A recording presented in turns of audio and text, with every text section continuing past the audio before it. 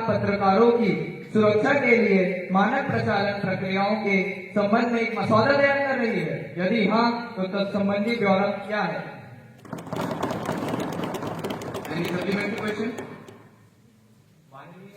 माननीय अध्यक्ष महोदय, क्या यह भी सच है कि सरकार ने राज्यों की आवश्यकता अनुसार सभी निवारक और बचाव कार्यवाही करने का निर्देश दिया है, और यदि हाँ, तो तत्संबंधी ब्यौरा क्या है?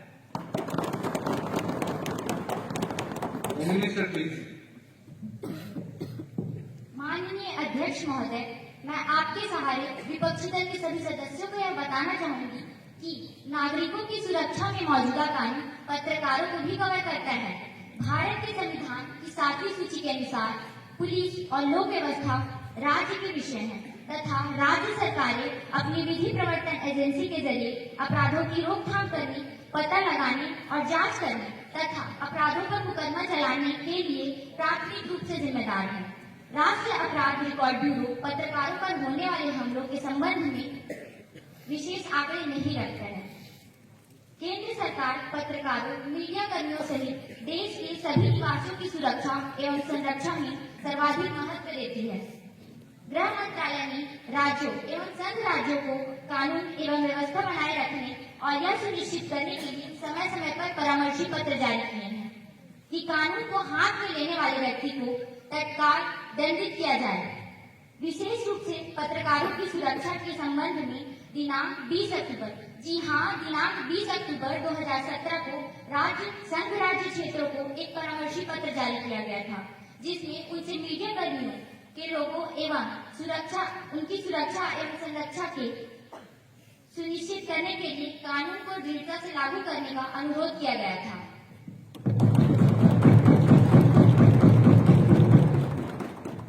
क्वेश्चन नंबर 110, पूजा साहू।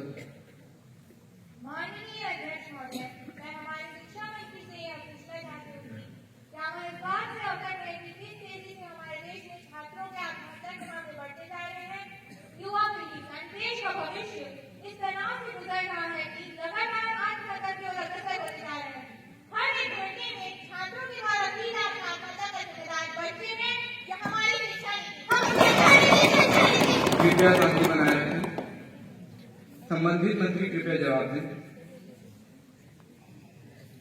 माननीय अध्यक्ष महोदय, मैं आपके माध्यम से विपक्षी दल को यह समझाना चाहूंगा कि आत्महत्या एक गंभीर समस्या है, क्योंकि भीड़ के साथ कदम से कदम मिलाने के चक्कर में वह खुद की रुचि व क्षमता को भूलकर तनावग्रस्त हो रहे हैं।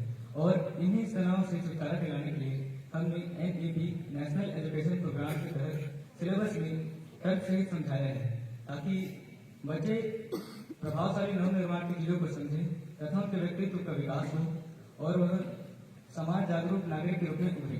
और हमने हर विद्यालयों में काउंसलर्स को भी नियुक्त कराया है, ताकि नए क्षेत्रों से बच्चों को अवगत कराया जा सके और पालकों को भी जानकारी दे सके। अंत में मैं कहना चाहूंगा, लगता है कि विपक्षी दल को यह आदत सी हो गई है कि वे हमारी बुराइयां ही देख रहे हैं, कभी हमारी अच्छाई नहीं किया करें। धन्यवाद। महोदय, मैं सत्ता दल को संबोधित करते हुए यह कहना चाहूंगा कि अच्छों की अच्छाई दिखाई दे जाती है, बुरों की बुराई दिखाई दे जाती है। अगर इस जैसी सरकार की चर्चा करने चाहेगी तो इनकी चालबाजी और बुराई दिख जाती है। Please maintain the decorum of the house. माननीय अध्यक्ष महोदय, मैं कहना चाहूंगी कि हमारे अपोजिशन पार्टी को तो हमारी बुराइयां ही दिख रही है। उन्हें लगता है कि वो इस सत्ता में आना चाहते हैं, हमारी अच्छाइयां तो उन्हें दिखाई ही नहीं दे रही है। पहले आप कुछ अच्छा काम करके दिखाइए, फिर हम आपकी अच्छाई करें। आपको बोलने का मौका दिया जाएगा। माननीय मंत्री जी कृपया बैठ जाइए। Question number 111, Praful Chaudhary. माननीय अध्यक्ष महोदय, भारत एक बहुत गंभीर समस्या से गुजर रहा है, जिसका सीधा संबंध भारतीय युवा पीढ़ी है। देश की प्रतिभा निरंतर पलायन कर रही है। भारत युवा राष्ट्र होने के बावजूद अपने युवाओं को जरूरत के अनुसार रोजगार उपलब्ध कराने में असमर्थ है। बेरोजगारी का कारण यह है कि देश का हर युवा रोजगार की तलाश में देश को छोड़ विदेश में जा रहा है। इसका सीधा असर भारत के विकास पर होगा। मैं प्रधानमंत्री जी से पूछना चाहता हूँ कि उनकी सरकार ने इस संबंध में कौन सी योजनाएं बनाई?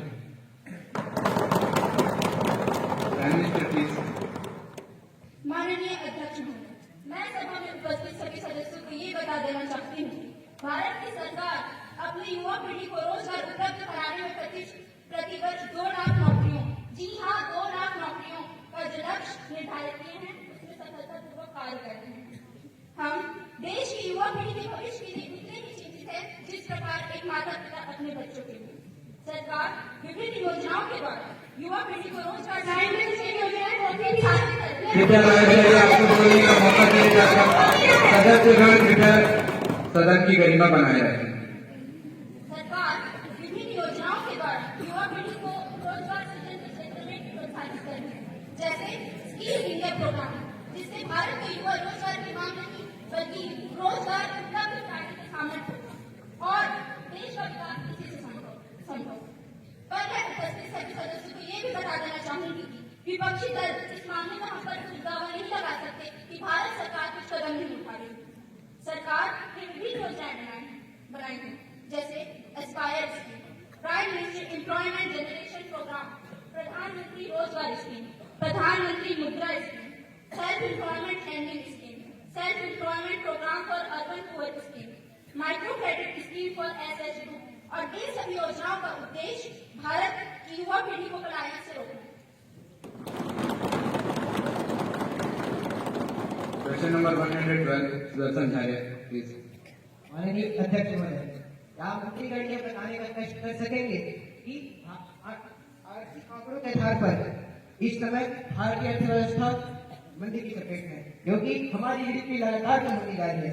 पहले जब हमारी सरकार थी तब भारतीय जीडीपी की बढ़ने की दर 7.2% थी, जो कि अभी लगभग आधी हो चुकी है। वहीं सन 2011 में भारतीय अर्थव्यवस्था दुनिया की तीसरी सबसे बड़ी अर्थव्यवस्था हुआ करती थी। ये आपने बिल्कुल सही सुना, दुनिया की तीसरी सबसे बड़ी अर्थव्यवस्था, और अभी चौथे स्थान पर है। आखिर ऐसा क्यों? घरेलू बाजारों में आवश्यक खाद्य वस्तुओं की कीमत तो जैसे आसमान छूकर निकल रही है। आमजन महंगाई की मार से त्रस्त है। सरकार इस गंभीर विषय पर अपनी नीतियां स्पष्ट करे और इस संकट से निपटने के लिए किए जा रहे प्रयासों को सदन से अवगत कराएं। वित्तीय मंत्री किशन स्वरूप कृपया इसका जवाब दें। माननीय मंत्री जी, मुझे खेद है कि आपकी देश के लिए एक अहम भूमिका होने के बावजूद आपसे सरकार की आलोचना पे आलोचना करते जा रहे हैं। मैं आपको यह बताना चाहूंगा कि हम गिरते हुए अर्थव्यवस्था को लेकर बहुत ही चिंतित है। सरकार इस गंभीर विषय पर अनेक उपाय कर रही है। प्रथम विश्व परिप्रेक्ष्य में देखें तो विकसित राष्ट्र जैसे और यूरोपीय अर्थव्यवस्था में मंदी का असर दिखाई दे रहा है और भारत भी अछूता नहीं है। हमारा प्रयास भारत में उपस्थित सकल घरेलू उत्पाद में निरंतर वृद्धि करना है। साथ ही साथ एक्सपोर्ट ड्यूटीज को बढ़ाना है, जिससे सभी प्रकार की खाद्य वस्तुओं को नियंत्रित किया जा सके, कम से कम रखा जा सके और हर जन तक आवश्यक वस्तुएं पहुंचाई जा सके। और तो और आरबीआई और सेबी की मदद से निवेशकों को वित्तीय बाजार की ओर आकर्षित किया जा रहा है। सरकार ने रक्षा एवं बीमा क्षेत्र में FDI फॉरेन डायरेक्ट इन्वेस्टमेंट की सीमा को बढ़ाकर 50% कर दिया है, जिससे विदेशी मुद्रा का आगमन होगा। कीमतों को नियंत्रित करने के लिए 700 करोड़ रुपए का इंपोर्ट फंड भी बनाया गया है। और यह मंत्री कहते हैं कि सरकार हाथ पे हाथ धरे बैठी हुई है। क्या यह गलत नहीं है? इन्हें दिखाई नहीं दे रहा कि सरकार कितनी मेहनत कर रही है। सरकार ने भारतीय अर्थव्यवस्था को विश्व की तीसरी सबसे बड़ी अर्थव्यवस्था बनाने के लिए दृढ़ संकल्प लिया हुआ है और पूरा भारत इसका साक्षी बनेगा। धन्यवाद। आपको बोलने का समय दिया जाएगा। गो है। माननीय मंत्रीगण को बताना चाहूंगा कि सन 2011 में भारतीय अर्थव्यवस्था तीसरी सबसे बड़ी अर्थव्यवस्था हुआ करती थी। क्या हमारी सरकार सोच है जो अपने स्थान को धारण रखने में असमर्थ है? नेगेटिव एस्पेक्ट्स देख रही है, हमारे पॉजिटिव एस्पेक्ट्स तो देखिए। महोदय, आपको क्या कहना चाहूंगा, शायद इमरजेंसी का दौर भूल रहे हैं, उस समय किसकी कार्यकाल थी? शायद आप ही की सरकार थी ना महोदय? क्यों? Now question number 130 Ragini. बोलो आखिर क्या पाया तुमने? रूह हमारी जलाकर बोलो क्या पाया तुमने? यूं हमें रुलाकर बोलो क्या पाया तुमने? यह मत समझना कि टूट गए हैं, यह मत समझना कि टूट गए हैं। देख फिर जमाने को बदल रहे हैं, देख फिर जमाने को बदल रहे हैं हम। माननीय अध्यक्ष महोदय, मैं एक महिला हूँ और हमारे माननीय प्रधानमंत्री जी भी एक महिला है और आज मेरा होता महिलाओं पर हो रहे अत्याचारों पर है। माननीय महोदय, भारत में ऐसे अटैक से कई महिलाओं का जीवन बर्बाद हो गया है। अब तो हमें भी डर लगने लगा है कि कहीं हम पर भी कभी कोई ऐसे अटैक न कर दे। Honorable Speaker, sir, on the behalf of the nation, I would like to put my queries to the Minister of the Home Affairs about the social evil of acid attack. Whether there is an easy access to acid despite the existing regulation ordinance state. Whether the government has taken only concrete steps to discourage sale of acid used for acid attacks on against women. The House wants to know the parent actions taken against the people committing acid attacks on innocent people in the last 3 years. I would also like to know how many complaints of acid attacks have been lodged and how many has been convicted among those. I want my queries to answered by Minister of Home Affairs.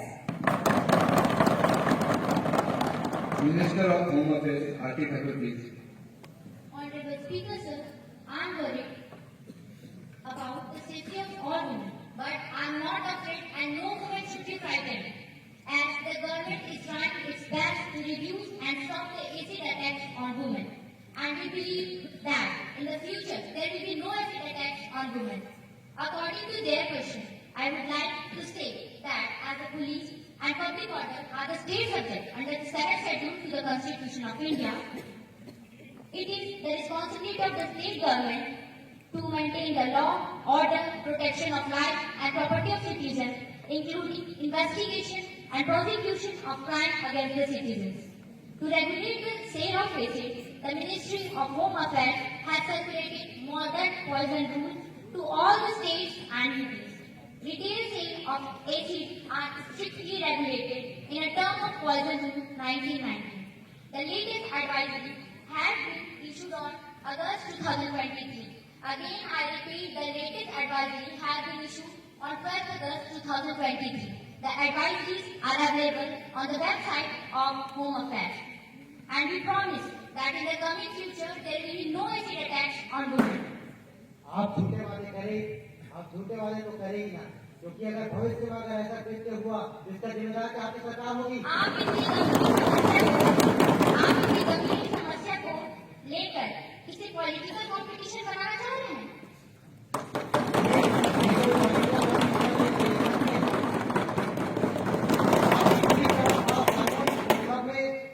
ठीकी पड़ती दिखाई दे रही है, इसमें कुछ Actions will be taken.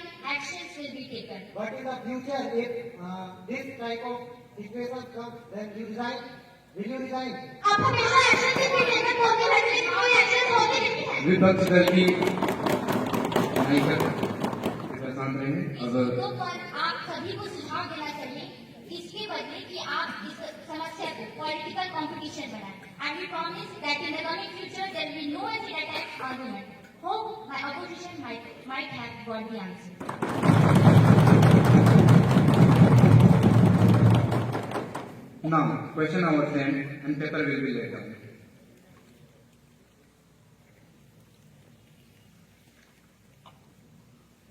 The Secretary General will read out the message received from Rajya Sabha to Bal Sansad.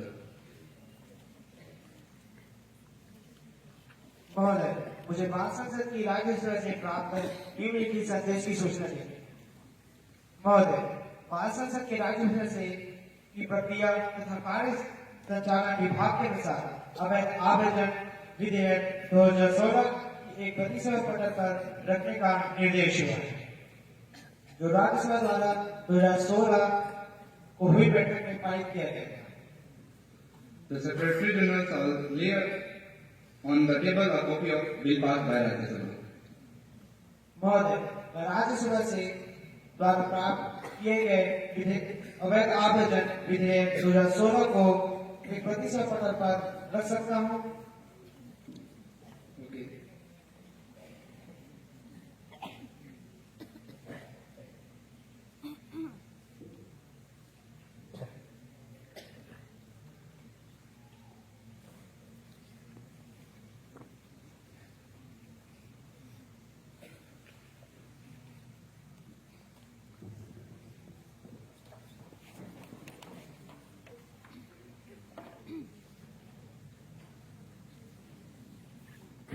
माननीय सभासदों,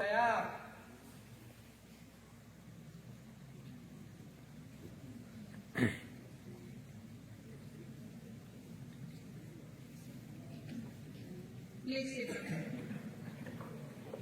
Now the 0-hour question begins. माननीय अध्यक्ष महोदय, मैं स्वास्थ्य मंत्री से एक प्रश्न पूछना चाहूंगी कि हमारी सरकार के जाने के बाद से स्वास्थ्य मंत्री ने स्वास्थ्य विभाग में तरक्की का दावा किया है। यह भी देख सकते होंगे कि उत्तर प्रदेश में गोरखपुर के बीआरडी हॉस्पिटल में 60 माध्यमों की जाने सिर्फ और सिर्फ ऑक्सीजन सप्लाई न होने के कारण हुई। इसी तरह इंदौर के एमआई हॉस्पिटल में भी 17 लोगों की जाने गई थी। सच तो यह है कि आपकी सरकारें सिर्फ और सिर्फ झूठे दावे करना जानती है और आपके अस्पतालों में मरीजों के मनोरंजन के लिए चूहे दौड़ रहे हैं जनाब। मैं ये पूछना चाहूंगी कि क्या सरकारें सिर्फ और सिर्फ झूठे दावे और वादे ही करना जानती है? वैसे तो आप बहुत बड़े बड़े दावे करते हैं, लेकिन भारत जैसे देश में 21वीं शताब्दी में भी ऑक्सीजन सप्लाई का प्रबंधन क्यों नहीं करा पा रहे हैं?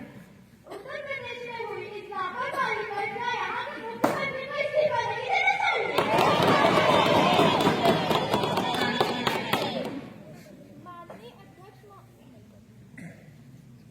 माननीय अध्यक्ष महोदय, मैं सदन में उड़ीसा के बालासोर में घटित रेल दुर्घटना पर गहरी संवेदना प्रकट करती हूँ। मैं अध्यक्ष महोदय को यह भी बताना चाहती हूँ कि इस दुर्घटना से 233 जाने, हाँ आप बिल्कुल सही सुन रहे हैं, 233 जाने और 15 लोग गंभीर रूप से घायल हुए हैं। मुझे लगता है कि रेल मंत्री जी को अपनी नैतिक जिम्मेदारी देते हुए अपने पद से इस्तीफा दे देना चाहिए। यह घटना रेल मंत्री की मरम्मत के समय हुई लापरवाही का परिणाम है। यह सरकार संबंधित रेलवे कर्मचारियों की नौकरी से बर्खास्तगी कर अपनी जिम्मेदारियों से मुक्त हो जाएगी। यह जनता के साथ सरासर धोखा है। सरकार इस तरह से हो रही घटनाओं को पूछना चाहूंगा, क्या इनको सिर्फ इस्तीफा दिलवाना आता है? जो काम न करे उसे इस्तीफा ही दे देना चाहिए।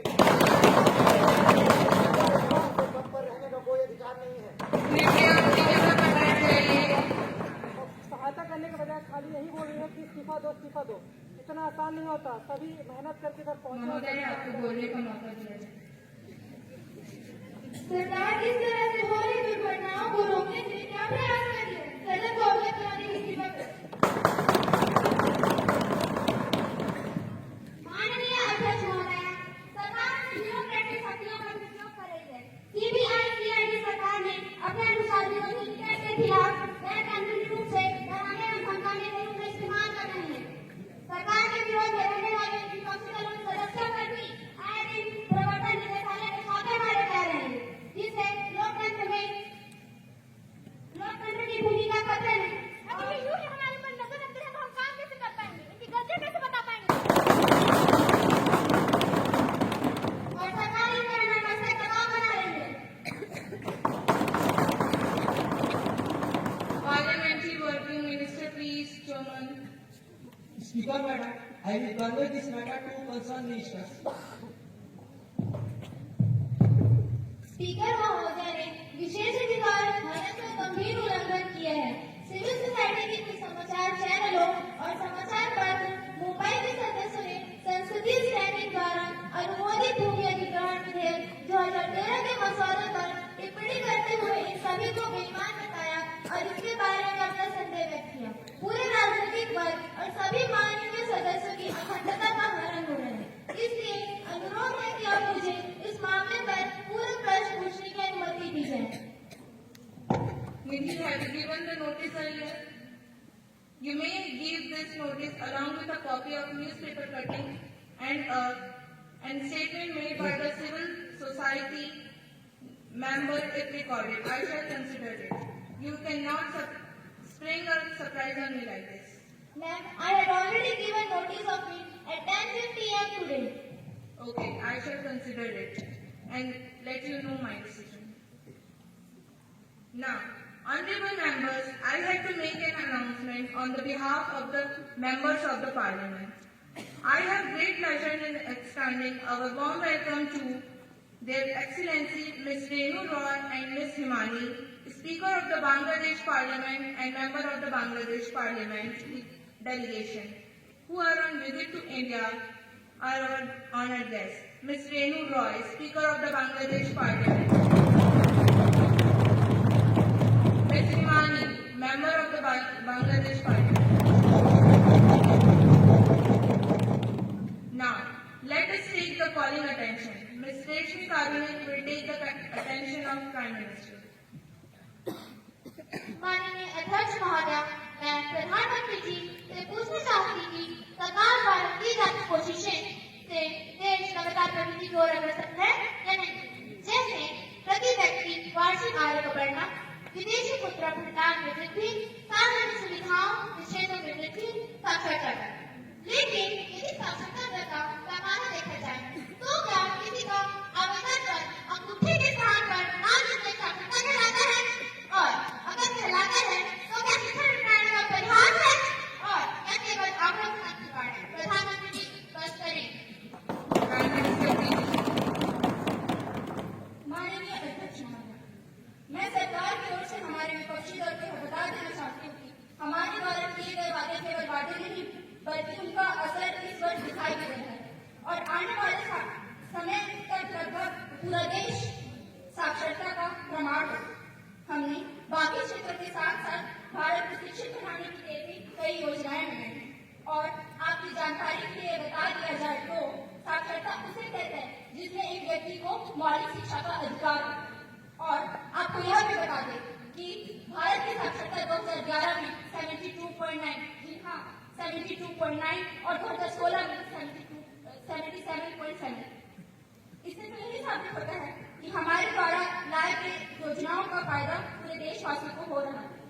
और यही नहीं बल्कि ऐसे कई अभियान जैसे Sarva Shiksha Abhiyan, mid day meal, new India literacy program का भी देशवासी फायदा उठा रहे हैं।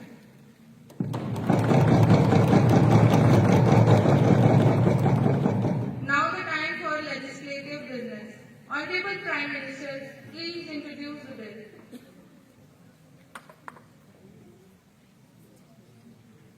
Madam, we are going to introduce National Capital Territory of Delhi Bill 2024.